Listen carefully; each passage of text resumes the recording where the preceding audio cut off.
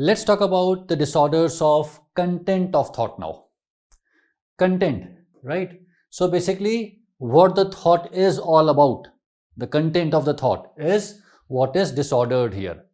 Now, delusions are disorders of content of thought.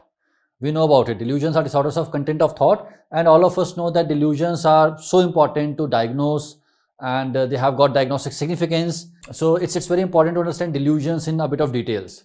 Apart from delusions, we also have overvalued ideas, which are also abnormalities of content of thought. We'll touch upon the topic of overvalued ideas after we are done with the delusions.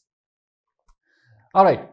So what are delusions? So if we go by the definition given in Fish, the Fish's psychopathology, it says delusions are false, unshakable beliefs which are out of keeping with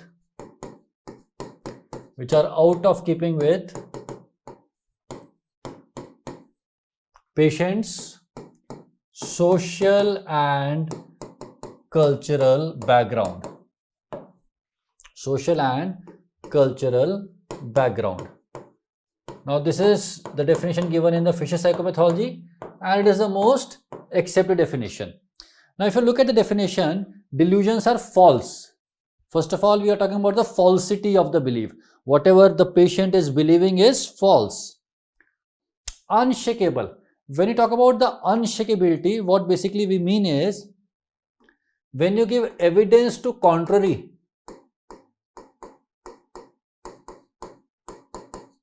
when you give evidence to the patient to break his belief, it does not really work. Say there's a patient who comes to you, he has a delusion of grandiosity. This patient believes that he is the richest man on the earth. You show him that, look at your bank balance. You have got no money in the bank. You don't own a car. You don't own a house. You have got nothing. So basically what you're trying to do is you are giving the patient evidences. But despite giving the evidences, the belief does not change. The belief does not break. This is what we mean by the unshakable part. Unshakable is you cannot shake that belief. And it is out of keeping with the patient's social and cultural background. Now there are many beliefs which may appear odd to you, but when you take the background of the patient into account, they make perfect sense, right? Say there's a person who believes in a particular guru. There's a religious leader and there's a patient who believes in that guru, and this patient is convinced that that guru is God, is reincarnation of God. Now you think that this person is having a delusion, but when you get to know more about this person, you realize that this person comes from a family in which every single member follows that guru, and many of them believe that guru is God. Not only that, many followers of that guru believe that the guru is God, right, or reincarnation of God. So when you look at the background of the patient, you realize that this belief system makes sense when you take the background into consideration. Another example could be, say a patient comes to you from a far flung area, say a tribal area, and the patient comes to you and he says that, doctor, I have got tuberculosis and somebody did black magic on me because of which I got tuberculosis. Now you may think that this is a delusion, but when you take into account the belief system in that area, probably a lot of people believe that black magic is what causes illnesses.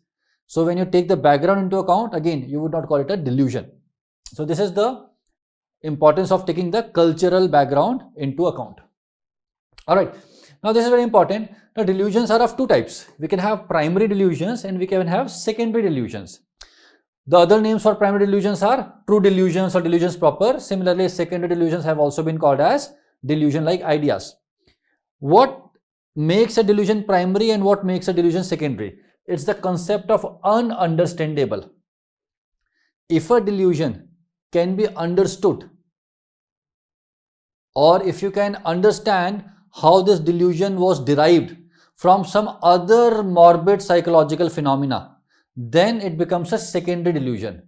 A delusion which cannot be understood taking into account other morbid psychological phenomena, it is called primary delusion. What do I mean by this? Let me explain.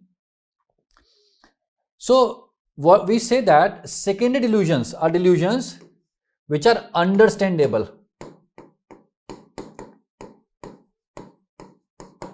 on the basis of some other morbid or abnormal psychological phenomena.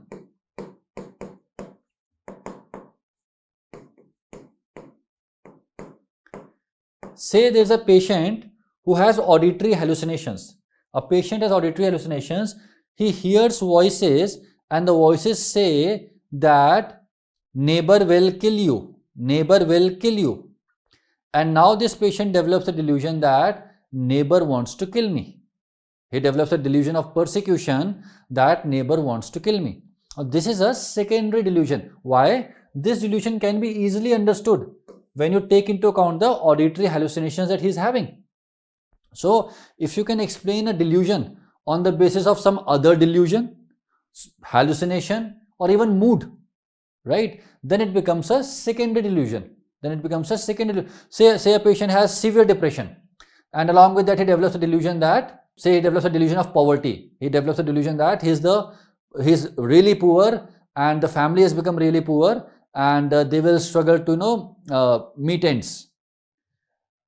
Now this is a secondary delusion. Why? The delusion can be understandable, or delusion can be understood in terms of the mood state, whereas primary delusions are the delusions which cannot be understood in light of any other morbid psychological phenomena. You cannot deduce the delusion on the basis of any other morbid psychological phenomena, or in other words, primary delusions are derived directly. They are direct manifestations. They are direct manifestations of underlying psychopathology.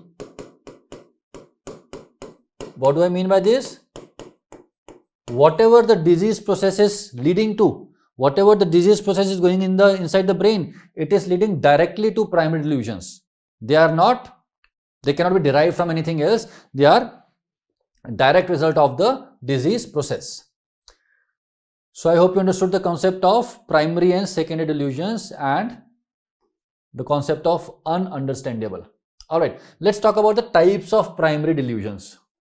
So how are the primary delusions generated? What are the types of primary delusion? We can understand by taking into account how are ideas generated in our mind. How do we get ideas in our mind?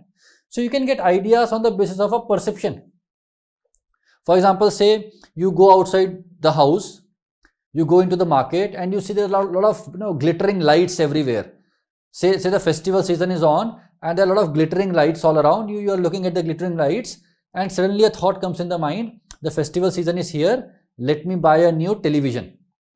Now this idea or the thought that the festival season is here, let me buy a new television, it was kind of generated on the basis of a perception. The perception was glittering lights all around in the market, and that gave you the idea that let me buy something.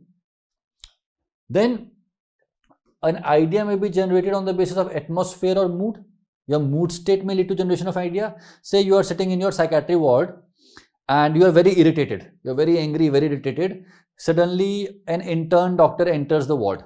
An intern enters the ward and you look at the intern, and the intern is a bit late, he has come to the ward late, and you get a thought, this intern comes to the ward late every day and he is trying to make a fool out of me, and you start scolding him.